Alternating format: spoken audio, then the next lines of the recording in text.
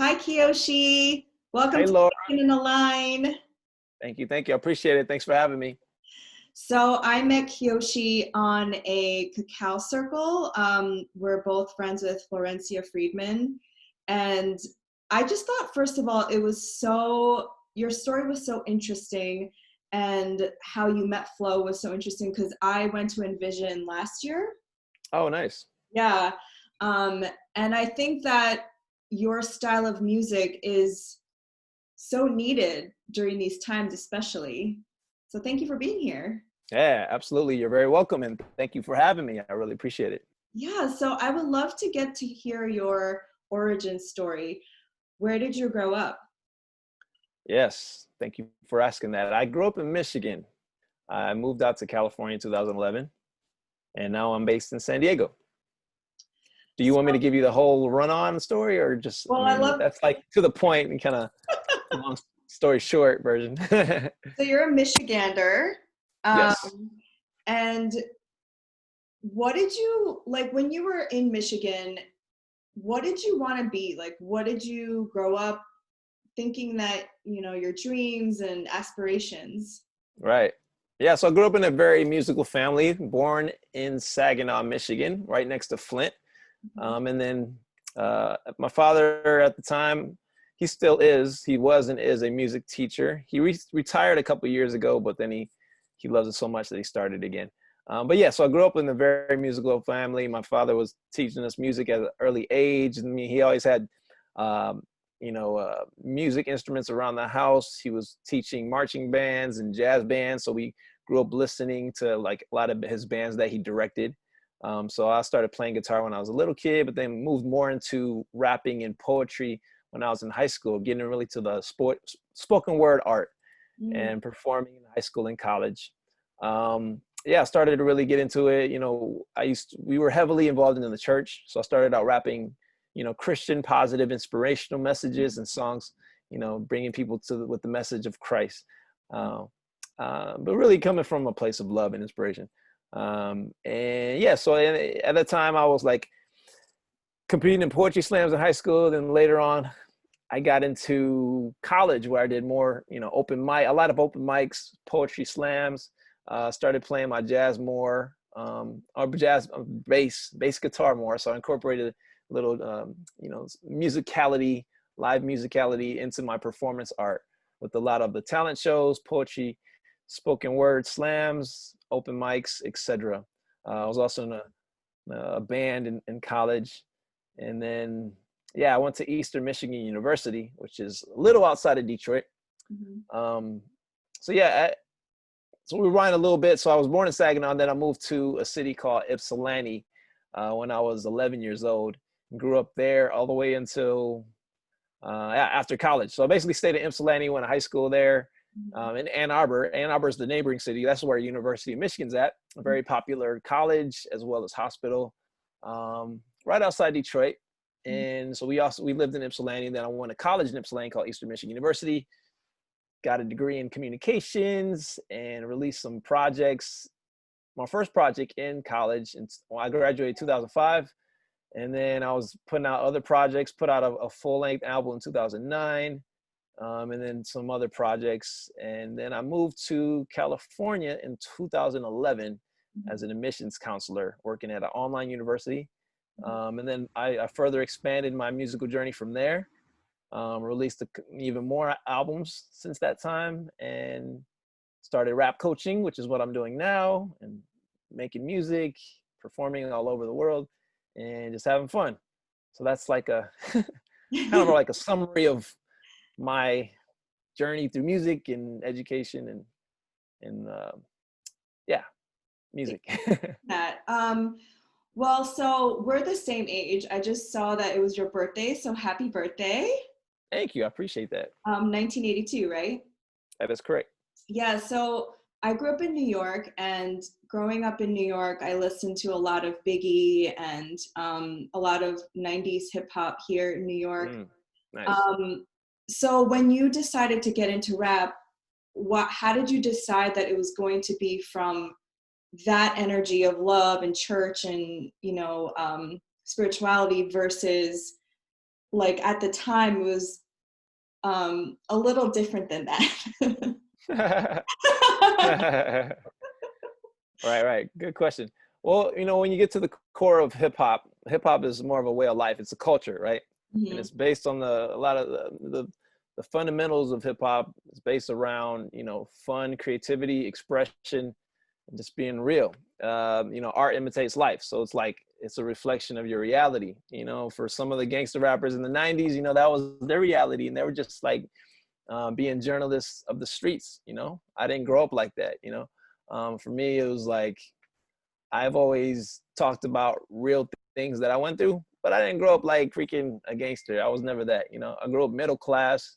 I was lived pretty much down the street from the hood. I have family in the hood, so it's like, I definitely understand that. I like I would hang out in the hood, but I also lived pretty well off. My dad, we were middle class, so and we were a happy family, 2 older brothers, 2 little sisters, Mhm. and I was like a shy kid. I used hip hop as an outlet for me to really transform myself, and it really bled into other areas of my life. Um, and yeah, I was really, like I said, really in the church. So it was about, you know, the message of what Jesus was talking about, which is the message of a lot of the saints and, masters, Buddha and Krishna. That's what I believe now. At the time, I was just like, spread love and you got to accept him. But what I feel right now is just like inspiring others to better themselves, And I was also really about that at that time, but that was my understanding of bettering yourself, was like following Jesus. But it was more than that. It was more like just, following his actions. So I was actually like rapping a lot of that. And so for me, it was just being so involved with that and fully compelled with that's the way to get to heaven at an early age, that's what my raps naturally tended to lean towards. Mhm. So yeah. So I find it so interesting that you were so drawn to music and that you were rapping at such a young age. And because like growing up, I remember being the only Asian kid in my grade, and because I grew up in a very predominantly white suburb outside of New York City. And so I really just wanted to blend in, and I just wanted to like not do anything that would draw attention to me. So how did you stay true to who you were at that age? Like, what was that energy? Yeah, stay true to who I was. Yeah, it was just like I said, like what I was saying before, as an out, using it as an outlet. You Mhm. know, I feel like everybody wants to self express ourselves in different ways, different vehicles, mediums, outlets, ways. Sports, whether it's a job or a hobby, right? We all express ourselves through different aspects. For me, it was rapping and music. Mhm. Um, me to really like allow my feelings to be fully expressed in a creative, bigger, more grand-esque way. So I will like, yeah, just yeah, I started to study like just and play around with song structure and listen to music my dad would play and my brothers and like other artists I would listen to it in the golden era of hip hop, the 90s, Yeah. and try to like mimic what they're doing and some of the gospel rappers I listen to and Tribe Called Quest, other forefathers of hip hop, and try to like mimic that their styles and also like how they wrote the songs, bringing in a chorus, maybe doing some spoken word pieces, mixing the spoken word with the rap. So just really like I said, music was such a big part of my life, and I understood at an early age how the power of it as being a healing mechanism, really healing. Like it healed me, listen to music. I had a bad day, I listen to music, or I'll start singing, whatever it is, And so I would do this, incorporating singing, spoken word, and rapping in my songs as I was creating it, and when I'll perform it, yeah, and when I'll do it with other people, singing it together, or perform with others, it's like, ooh, it feels good, right? Yeah. So I wanted more. It was about the feeling and creating that feeling and that expression. So allowing myself to really let loose in those thoughts and feelings that I had at an early age. Whether I liked the girl or I wanted, because I didn't. It was like I wrote about all different types of stuff, what I went through. Mhm. Girls I liked. If I didn't have the guts to talk to her because I was pretty shy when I was in high school, I would like maybe write a poem about it or. or something that was bugging me, I'll write a poem about it. Or something I see in the world that's like messed up. Oh, I'll write a poem about it or rap about it. Yeah. So it's about, it was a reflection of what I felt. Okay, I've never met any guy that wrote poems. What? There's tons of guys who write poems. Not that I've ever met, no. And I What? think when you said that you would do these like I forget how the word you used, but these like poetry battles, Yeah, they're called poetry slams. poetry slams. How do Yeah, you get enough confidence to do that in front of people? right. So when I was early on, when I was like an early teenager, I mean, I grew up watching musicians and also seeing pastors and like teachers speak in front of people, you know? And Mm. I had like this inkling of a feeling like my hair would stand up when I would hear great orators or poets or even like maybe rappers and singers, pastors, people on stage and really like standing in their power. And I'll feel like, I'll be like, dang, I have this feeling like I can do something like that. I know I can do that. And like I followed that feeling. It was like a little voice feeling, but it was strong at the same time. I was like, you can do that, Yosh. And so I would like practice at home and I'll start to write stuff. And then there was one day when I was 17, I saw this spoken word poet, actor, musician now. He does so many things. His name's Saul Williams. And he was delivering a piece on BET in like 1998 or 97, 99. Yeah. And then so it was like, it moved me so much that I was like, and also they're in the same segment on BT, like there was young poets that were spitting their poetry too. And I was like, dang, they're doing it. This guy, Saul Williams, who is he? He's incredible. And I was like, I researched him and watched his movie that came out later on that year or later on.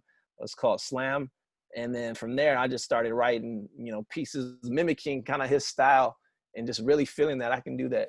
And yeah, that's what, after that, I immediately, I jumped right into the first poetry slam and I just like, I went for it. I'm like, I'm going to perform this. I mean, I practice at home, of course.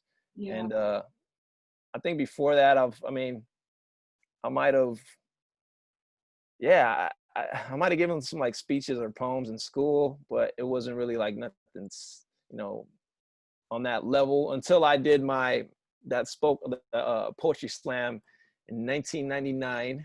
I was 17 years old. I think it was 11th grade. I think, yeah, I was in 11th grade, and I did good. I didn't make it to the finals that year. I almost made it to the finals, but I did really good. My first time doing a slam.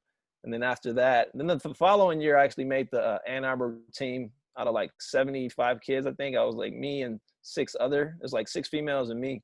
And we traveled, we were representing the city of Ann Arbor. We traveled to California and San Francisco and performed together, competed in the Brave New Voices Youth Poetry Slam Invitational. And that just really opened my world up to see the amazing, talented kids like spitting poetry and raps. And it was like super next level. And actually Saul Williams, the guy who really like influenced me to start spitting poetry and performing, the one that I just mentioned earlier, he was actually the host of that event Oh that wow. we were all competing in. So it was like, blew my mind and meeting people. And then from there, I just started like performing more and rapping in church and in schools and then really like open mics and having fun with it. It was a lot of fun. Yeah, that feeling that you mentioned, where like the hair stands up in the back of your neck, and that feeling, Yeah, right. I know what feeling you mean, but it's very like gray between that and fear. How do you know if it's fear or something that you should definitely like pursue? Like this is like your soul calling you. Right. I got you. Yeah, I feel like there's a positive fear than the negative fear. Same thing with like nervousness, right? We can use it to our advantage, or it could be like, it can help us in a beneficial way, or it can like not help us, right? The same way with fear, it's like, okay, we might be driving on the side of a cliff, or a road is like, where our car is like leaning over here, oh shit. And then that fear mechanism comes in because it's protecting us from not going over there. Or if there's like a lion chasing us, we have to run because we have to survive, right? It's that kind of like a primal innate instinct type of fear that comes in. But sometimes that gets too much. That's where it becomes more of it works negative for us if we're like always in the state, because then it's like, it's not healthy, right? Right. Or if it can prevent us from doing things that we need to be doing. Then there's the healthy fear. If it's like, oh shoot, that's scary. But then you gotta weigh out your options. Okay, if I do this thing, that's one thing I do. What's the worst that can happen? Or what's the best that can happen? Okay, will I be all right? Okay, I will grow. And that's where growth happens. Growth happens through discomfort, tension, through the muck, pressing through. And so a lot of entrepreneurs and successful business leaders and trainers say, go through the fear, like go through that. So that's like when it becomes more of a positive, when you're pushing through those. A lot of it's like mental conditionings or Yeah. things we've been trained to believe, limited beliefs. I can't do that. Scarcity mindset, it's going to hold me back. It's just like pressing through that. Now I got this, unless it's that fear that's trying to, a lot of the times that is what it is. It's trying to protect you. Like, no, stay here in this comfort zone. You're good. Don't go there. But it's like, nope, I got to grow. So I'm going to push Yeah. through that. So for me personally, to answer your question, you were saying how did I move through that? Yeah. Yeah, it was just like I had a leap. I had to jump, right? It's about jumping and going for it, and that's what I did when I followed the voice. I actually wrote a new song called "Sweet Small Voice." Sit and listen to the sweet small voice, because there's that voice, that heart, the intuition. Some people call it the Holy Spirit or God, higher source. Like, what is that within me? Okay, it's telling me to go here. It's my heart. I got to follow that. There's fear. Yeah, the mind saying this. Oh, yep. Programming. No, I got to do it. A lot of times people, I'm comfortable. I'll sit back. For me, I wanted to go for the bigger picture. I had a bigger vision. I had to move beyond my get out of that shell. Yeah. I was too comfortable, and I knew that. And so, I mean, it wasn't easy. I just had to do it. And so I did it, and I did more of that. And then I started doing more of that in other areas. Then I started freestyling more. Then I started, it was like a step-by-step thing. And this is actually what I coach people with, moving beyond those fears and blocks. There's different techniques, but a lot of it's mindset. I'm sure a lot of, you got books, you probably got self-help books, and, yeah, there's like all these great teachers. I'm still learning of ways on how to better ourselves and move through these things, right? We all have doubts and judgments, but a lot of it's mental, the mind state, right? Totally. Well, Yeah. a question that I get asked often for myself, and I feel like I'm just beginning to share my messages out to the world, is how do you do that and not be afraid? And I say, I'm scared shitless all the time. Like, Right. Yeah. even now when I do certain things and I say certain things, like I break out in hives because I'm still scared, but I do it anyway, because the more you do, the more you learn, and the more you train your mind and your body that it's safe to do this. And I think there will never be a time when you won't be scared. It's just given, right? Yeah. That's when you're growing. Yeah. What I was saying with the nervousness, and thank you for bringing all that up. That's super resonant and relevant for myself and a lot of people who are probably out there watching and listening, and people in general. We have these things, we all have, sometimes doubts come up, and it naturally just happens. It's like a lot of times it's a protective mechanism. No, don't do that, or don't believe that, right? It's trying to keep you safe. But really it's like, no, that's doesn't serve me. I want to grow. So I acknowledge you. Okay, I'm moving on though. I'm moving beyond that. I'm moving through that. I'm moving through you. Yeah, I see that. It's like, it's taking it step by step, but just little by little leaps, right? Like Martin Luther King says, it takes one step at a time. Eventually you're like, oh snap, I'm up at the top of the staircase. I'm over here, making progress, that analogy. It's like jumping, like learning how to swim. Okay, I need to swim. Well, you got to eventually jump in the water. You can beat around the bush and just walk on the outside. No, sometimes somebody got to push you in there. You got to just jump. And that's what it is. But there's little steps you can take. I mean, we can all like take big steps and just go for it. But that, in essence, that's what it is. Just going for it. And so when there's safety, when we are in a place of safety, and we create a space of safety, and when we're others that keep us safe, or that we feel safe around, then that's when we're allowed to open up, right? Or when we're safe in our mind state. It's like, okay, I'm safe. I'm good. I can do this. Bow. When we kind of like thinking that way, it's a safe space. I'm allowed to be myself. I'm allowed to go take that jump, right? But we don't feel safe, then we prevent ourselves, right? Um, yeah, I mean, yeah, that's what I think of, you know. And I also surround myself with others who are doing those things that I want to do, Right. or like other amazing freestyle artists or rappers or entrepreneurs who are beyond me, who you know, aspire to be like or admire things about. It's like, okay, let me be around that. You know, okay, then I'll start to pick up on that. You know, like people who you're around, you start to naturally do things like, or you know, you can like kind of see what they do and they give you permission to really get to that level of whatever you're aiming for, you know. So surrounding yourself with people that you want to be like or admire, that's one good thing. You know, your surrounding environment, creating safety, and then just having fun. I really focus on fun in my coaching sessions, and just what I do with what's allowed me to really overcome my barriers in freestyling, because Mhm. I used to be so concerned with technique and skill set that it prevented me, because I was so focused on the outcome Right. that I wasn't even living in the process in the moment. Yeah. And then I didn't do anything. I inhibited my growth. But when I was just like, you know, F it, I'm going to have fun. And then I started to develop skills and techniques naturally because I was just having fun. It's just with anything, as long as you have fun. I mean, that's what life's about, right? Exactly. And sometimes we get so much in our head, we don't have fun. But when we're just like, you know what, we laughing at ourselves, I made a mistake, but it's okay, I'm gonna keep going. Yeah, actually, that was the question I was going to ask because actually rapping is very hard, and the only reason why I know this is because I've tried to rap Eminem songs in karaoke because there's so many words per like beat. And Yeah, when I watch you freestyling, it really does look like you're channeling something, like you're tapping into some kind of consciousness to get all those words out in the beat. So, what is your practice like right before you do that? Do you like meditate? Do you connect to source? Do you do some kind of ritual to get you into that state? great questions and great observations and what you're sharing. Um, yeah, to get to your um, questions about what I do, my process.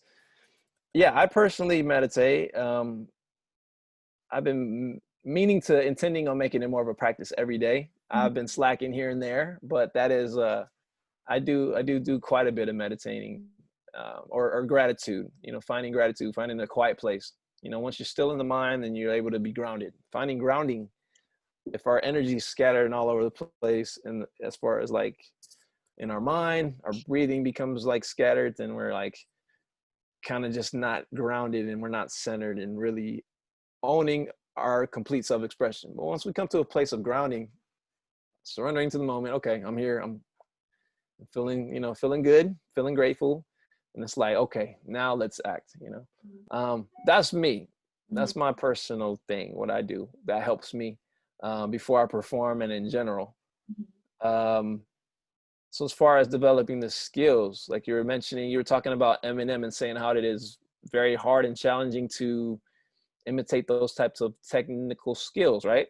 Yeah. Yeah. So I would disagree with you in that rapping, when you saying that rapping is hard. Mhm. I would agree with you in saying that rapping like Eminem is can be hard because Eminem is he's voted as the top rapper. He's like his skill. He's like an alien.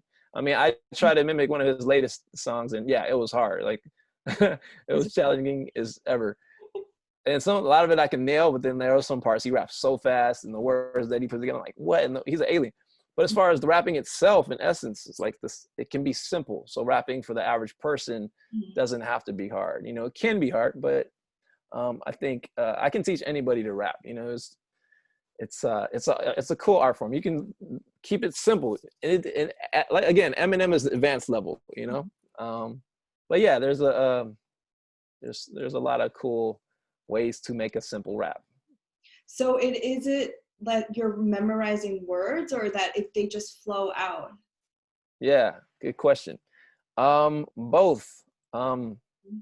So you know, you have the writing, you know, you have the freestyling. Yeah. There's a lot of freestyle rappers. There's some people who do both, like myself. I can freestyle off we call it off the top or off the top of the dome Mhm. because you're rapping whatever comes in the moment. Um, And then you also can rap stuff that you wrote, or you can combine them too for live performance. I might start with something that I wrote and then keep going, keep freestyling after that, right? There's a lot of different things you can play with that. Yeah. Did Does that you? answer your question? Yeah. Did you by chance Mm-hmm. see that Netflix documentary? I think it's called Hustle and Flow. It's with Cardi B, Chance the Rapper, and T.I.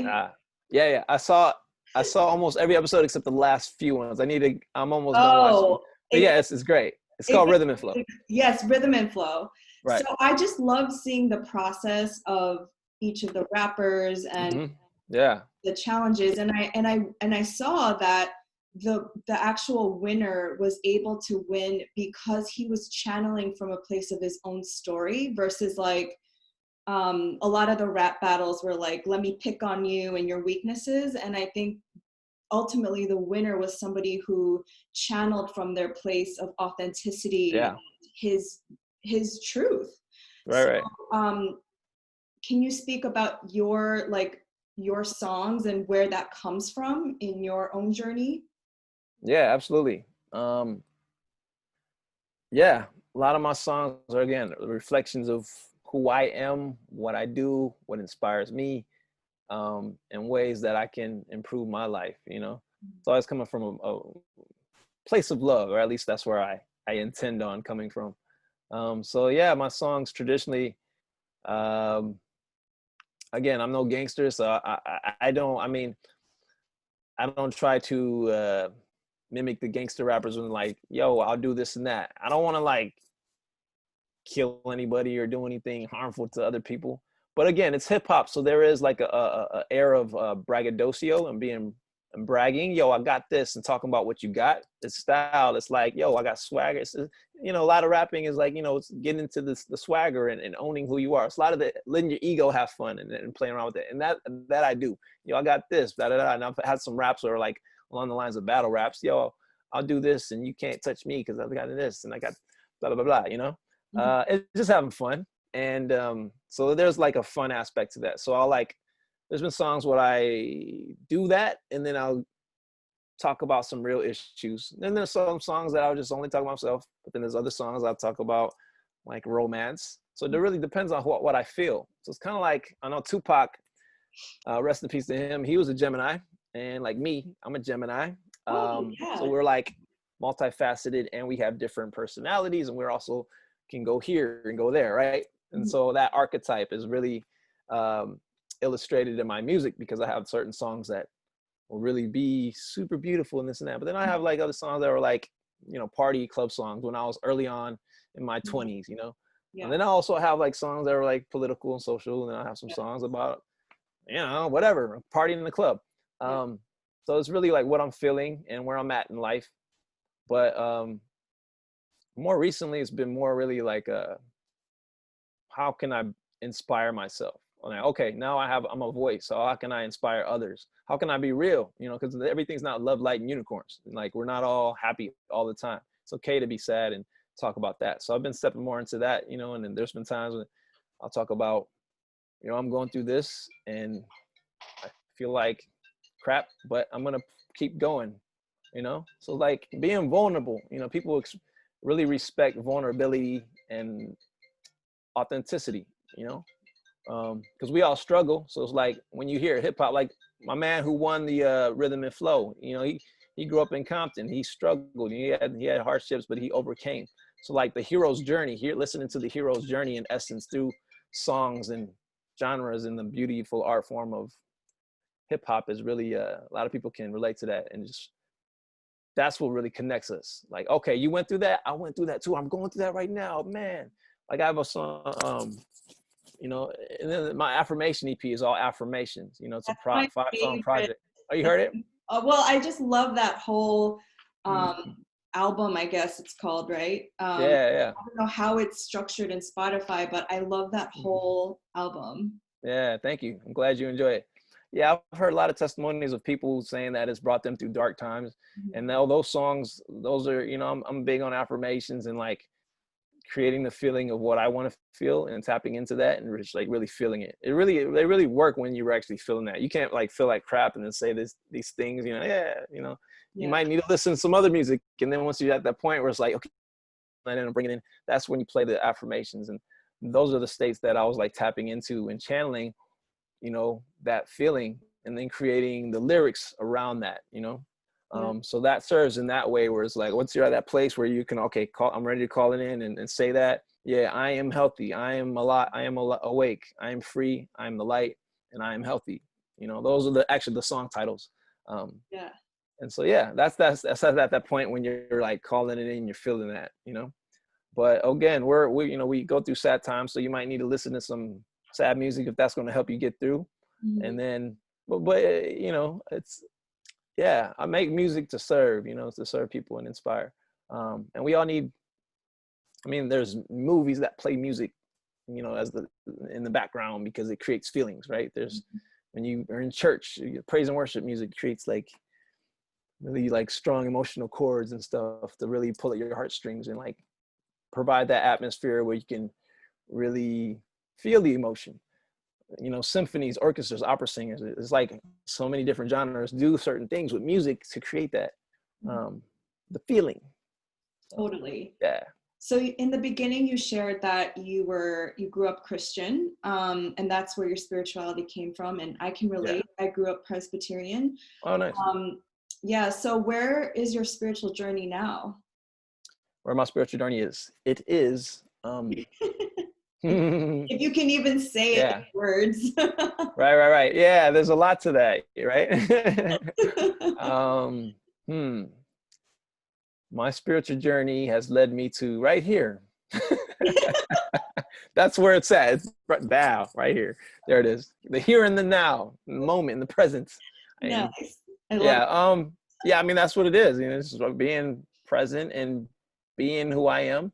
I believe, if you're asking what I believe, and where my spiritual journey is, yeah, I can be more detailed with that. So I believe,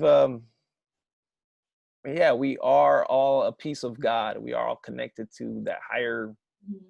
He's not just some guy that just sits in the clouds that condemns and damns and judges. And, you're going here, you're going there. Okay, you can go to hell, then you can go to hell. Forget you. You didn't accept Jesus. I don't believe that. I believe, like, I've met so many beautiful people from all walks of life, from all over the globe, Christians, Hindus, Buddhists, Jehovah's Witness, and I have friends that are, and I see more similarities than differences. So I feel like religion was used as a tactic to divide people. It's very divisive. It's been one of the most used tools to coerce, control, and divide people. Just looking at history, but it's also been a beautiful thing. Like I look at there's so many beautiful things about the religious culture of Muslims, and also the Krishnas. I appreciate it all. And what I really focus in on are like the underlying parallels and the factors that everybody has is just like love, unity, treat others as you would treat yourself. And that's really, and like follow the ways of these spiritual saints. Once you like really follow the ways of them, their action is like, it's more about that and just really embodying all that. And that knowing that we are all God and we are all connected, we're all one. That's pretty much in essence, like, kind of what I align with now as a 38-year-old, what makes sense to me in my experience in life. But again, I appreciate a lot of the different religions, Yeah, same. and like, yeah, I still like, I feel like I'm more Christ-like than I was when I was younger. So Mhm. even though I'm not like, I wouldn't say I'm a traditional Christian, I'm actually like, a lot of what I've studied about Jesus is like what I still follow today. So it's like, hey, you look at the affirmation EP, right? It's like it can be classified as a Christian album, even though I'm not saying, hey, you need preaching, because I'm not about preaching. I'm more about setting examples through action and who I am. Yeah. But yeah, does that answer your question? Yes. Well, you mentioned during the cacao circle that you also listen to Reverend Michael Beckwith, and I Mm. I attend Agape every Oh, Sunday. Oh, you do? Oh, nice. Virtually. I've been to Online. Yeah, I've been to the church in Beverly Hills, but now obviously, like, I'm in New York and I watch every week, every Sunday, and I think he pretty much embodies like what I believe in is that, yeah, I do believe in Jesus and I do believe in the tenets of Christianity, but it's more of a benevolent force versus like a man at the gates, Mhm.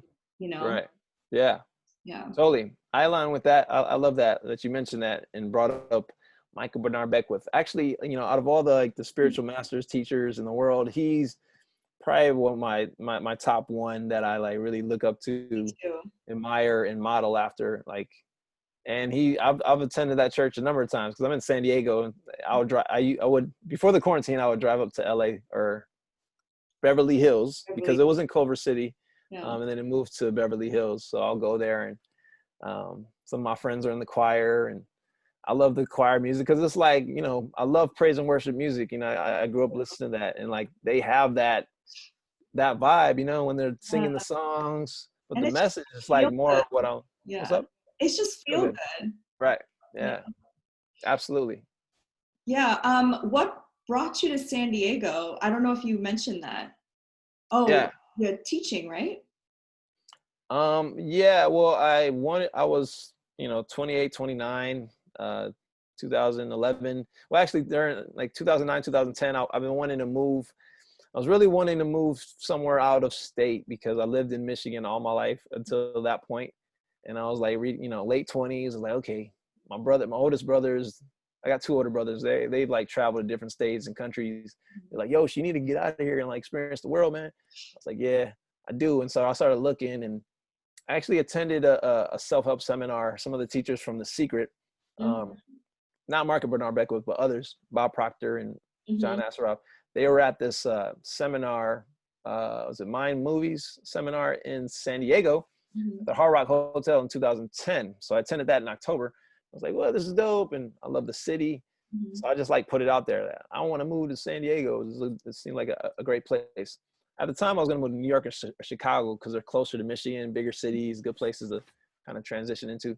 Um, but then, yeah, after the visit to San Diego, that's when I made the decision. And then I found a job through a friend who, yeah, connected me to Ashford University where I worked at I ended up working there about 3.5 years. But it was definitely a great stepping stone because I was making more money there than I did in my previous job in Michigan. So it made sense. So I had a girlfriend at the time. We drove cross country and decided to settle there in 2011. And yeah, I just wanted to something different, and it seemed like a really nice sunny place with good Yeah. weather year round. I lived there for 2 years. Oh, you did? My Oh, master's. Yeah. oh, cool. Nice. Yeah. What'd you get a master's in? Psychology. Oh, wow. Yeah, I Nice. was like, oh, that's another synchronicity that I also lived in San Diego for a little while. Um, Nice. There you go. yeah. Yeah. Well, So like you are somebody that I feel like is so aligned to your truth, your authenticity, and what you're doing. Can you just boast a little bit about what's going on in your life and all the opportunities and um, how you're sharing your gifts with the world right now? yeah. What's going on in my life is that I am currently single, ladies. You know what I'm saying? Yeah, I mean, I'm doing a lot of rap coaching. So I'm coaching clients, students to, like what I was saying earlier, self-express themselves on another level, break through those fears and blocks, different techniques that we use. Um, Also like help people to, craft poems into songs or uh, take their songs to the next level, create structure, how to perform. There's a number of different things, but I really personalize it to whatever the individual's needs or goals are. So I love doing that because it's like, I break down different strategies and methods that I've used personally over my 20 years of performing and writing and doing music for many years. Um, it's fun. It's a good way to give back, inspiring others. So I'm really been stepping more into asking myself, how can I be of service, and really like dedicating more and being more committed to that. Like, okay, I want to help people express themselves. I want to help them like do what I've been doing for a while and like owning the stage or using their voice. There's a lot of fear that people have, and then that prevents them. I'm not doing that. Or like, I want to put out the song, but I haven't. So I'm like the accountability partner, support coach to really like give them that nudge. Come on, you got it. Do it. Get it out there and create like a whole timeline and goals to reach and things to really nail so that we can help them get to those goals. And so that's been a lot of fun, you know, and seeing the fruits of my labor and seeing how it's transformed lives and it's transforming lives. Mm-hmm. It really makes me feel good and rewarded, you know, being able to, give that, you know, giving my gifts out. I also love performing, just embodying what I do and just doing that and living it, you know, performing, freestyling, you know, using social media right now, online, Zoom channels, what we're doing right now, you know, to really connect, you know. I love connecting others to unite and come together and inspire, you know. That's what a lot of times my music concerts do. That's what I'm doing, helping people do so that they can make more connections and then connect with themselves ultimately first, right? Right. But yeah, just making music, coaching, and having fun. I love that. Yeah. So you're a rap coach. Can Mhm. everybody and anybody rap? Yes, anybody can rap. Yes. To be a really great rapper, of course, it takes practice, you know, but anything, it takes practice. But yeah, there are different simple things. Like, for example, we can do something simple right now. You could say, my name is Lauren, and like, do you rap, Lauren? Do you not rap? No. Okay, well, let's do something right now. My name is Lauren, and I like blank. What do you like? I like nature. Nature. Okay, what's something that rhymes with nature? You can think of different words, and then pick one word that you want to use. Nature. I can give you some: neighbor, favor, savor, hater, alligator, Savor. later. Favor? Savor. Savor? Mm-hmm. Okay. Like you could say, like, I'm sweet like a candy, that's called a lifesaver. Or I got flow like water next to a lifesaver flotation devices. You How get do what I'm you saying? do Like, that so quickly? so quickly. Again, I'm like, it's I have to practice. write this down. Yeah, I know, right? So it's you create like a vocabulary of words that rhyme together in your head. So think of word that rhymes with the what other word that you ended with, and Uh-huh. then you create space before that. So that's Okay. what a lot of times great freestyle artists do. It's an art, right? You Yeah. can practice it with freestyling techniques and writing. So you can actually write this down if we have more time. Okay. But this is something simple. So we're thinking, you said my name is Lauren and I like Nature. nature, something. So think about, so we're getting into the rhythm, right? Snapping our fingers. My name is Lauren and I like nature. Something, savor. My name is Lauren and I like nature. Some, and then what comes to mind, you can think of how what's associated with savor, or what comes to mind that can end with savor. So what comes to mind? What can you say? I like to take this moment to savor. I want to take this moment to savor. I want to take this moment to savor. Then you find a rhythm that works for you. Like, does that work for you? You can like say it. My name is Laura and I like nature. And I take this moment to savor. I take this moment to savor. My name is Lauren, and then you like get into it. You get like a little attitude with it, like a fun attitude. Get the sweat. My name is Lauren, and I like nature. I like to take this moment to savor. I like to take. Yeah, Oh, you can say that. I like to take this moment to savor. My name is Laura, and I like nature. I want to take this moment to savor. Right, and then from there you just have fun with it, and then this other stuff starts flowing, and then starts flowing more, you know. And you can do this when you write, like, okay, what rhymes with that? Okay, what can I say? yeah. It's a whole process, but that's just a little example, right? Got You it. see where I'm going? Now I see where you're going. Got it. Yeah, So and it's you just really, did it. it Yeah. is really like poetry because you're just rhyming the last words. Yeah, and you don't always have to keep the same rhyming pattern. There's different. That's like the AA form. You can do the AB, which is like, my name is Laura and I like nature. Sometimes I like to chill at home. People know that I have favor, Mm-hmm. and I sometimes rap off the dome. So I said neighbor or nature in favor. I did and with like every other line. So it was like that was the A, and then home and dome were the 2 and the 4. So 1 and 3 rhymed, and then 2 and 4. Uh, yeah, 1 and 3 rhymed, and 2 and 4 rhymed. So that's A B A B. So 1 and you know what I'm saying. And there's different technique patterns of rhyming. But that's one simple way to think about it. And this is in poetry. So a lot of times you can take poetry and then say the poem to a beat, then it becomes rapping, right? For example, you can also take this book right here. A guy has done it before. I've done this in live performance. Dr. Seuss. Take his rhymes and then make it a rap song. For example, and there's this guy who did this to the Migos beat. Did you ever have a feeling there's a wasket in your basket, or a neural in your burrow, or was it in your closet? Sometimes I feel quite certain there's a jerkin in the curtain. Sometimes I have a feeling there's a sloppy kind of clap, and it's up on the shelf. I have tucked to him myself. I said that's up on the shelf. I have tucked to him myself. That's the kind of house I live in. There's a nick up in the sink and a zamp in the lamp. And then rather nice, I think. Yo, you know, you just put that to a beat. I love that. You can do that with a lot of poetry, Yeah. if it has that type of rhyming pattern or style.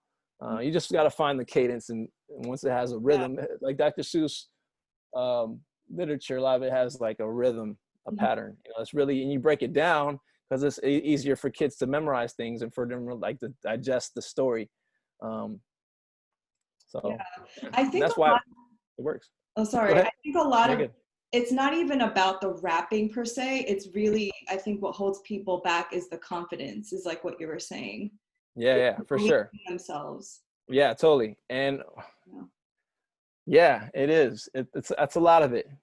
And so, you know, I do the guided visualization to really like see ourselves, you know, and then I really do check-ins. How are you feeling? Okay, now maybe, you know, we really like play around, might act or become different characters, right? Because a lot of times it's about loosening up and it's a lot of trust. But I mean, it's not always easy though. You know, I've definitely seen people struggle, and there's, you know, there's the fear of public, the fear public speaking is the number one fear, right? They say. Totally. So it's just like really, you know, owning your voice and like speaking in front of others is like, it can be challenging or hard as hell to face. But this art form of rap is such a beautiful art form. It allows you to really use your voice in a creative, fun way. You can do it with the beat. So you're kind of like, you know, a lot of people, it's like I found it's like a hack I found. It's like a hack in the system. Like, oh snap, we can own our voice and develop our voice through art, the art of rap. Like you can play a beat and then start to like, now let me talk about my feelings. And then what you're doing there, you're talking about your feelings to the beat. And then you're like healing yourself, because like those feelings that you've been feeling for so long have been trapped somewhere in here or in the mind, right? So on a mind, body, soul level, you're like activating certain parts of yourself that's like being expressed. It's like that little child voice that wants to be heard is now being heard and over a beat, and you're just like, oh my God, and like healing that more and more, little by little. And then you start to come out yourself more and more, and then you're like, oh yeah, giving yourself permission, right? It doesn't happen overnight, but you know, little steps by little. And then Journey. yeah, I've seen this. It's like, it's transformational, it's healing. I mean, I've been doing this, and like every time I hit the stage, it's like it's like a ceremony. It's like a healing process. Like I'm healing, like it's therapy. It's a therapy session, really. Because I'm saying what I feel, what I wanna embody, what I am embodying, and then it's like I'm connecting with the audience and I'm giving that love out, and then people are, you know, in high spirits. It becomes a really like, whoo, okay. You know, music, the power of music. It's dope. Yeah, you know. So It's so healing. yeah. Your songs are so healing. Oh my gosh. So is there anything I didn't ask you that you would like to share? I want to share my gratitude and appreciation for you having me here today, and reaching out. I'm very thankful for, shout out to Florencia. Thankful for you for being the reason why we're connected. Yeah. yeah, if anybody's out there that wants to develop more of their skills, I do offer transformational life coaching sessions one-on-one. Also do groups online via Zoom. Um, Also check out my music at Kiyoshi Music, KiyoshiMusic.com. Also on Instagram and all the social media platforms, as well as all the music outlets and platforms, Spotify, uh, Pandora, etc. And anything else I want to share? I feel pretty good. Great. Well, Yeah. thank you So so much, Kiyoshi. I mean, your music yeah. is so beautiful. I love your, again, like I said, affirmations album, and I love um, starting my meditation with them actually, because I love the words that you Mm, say, and your music is so healing. So thank you yeah. so much. Yeah. You're very welcome. Thank you, Laura, for having me. I really appreciate it. And then, yeah, yeah. Big love. And continue with that rap. You started a rap already. You got some bars, girl. You can keep going with that. My name is Laura, and I like nature. Some favor, whatever you say, and then keep going with that. I You can will. even say I'm like Mr. Rogers because I'm a good neighbor. Shout out to all my haters, but I don't got no haters because everybody love me. Hey, check it out. Now I'm making money. Da da da. Whatever.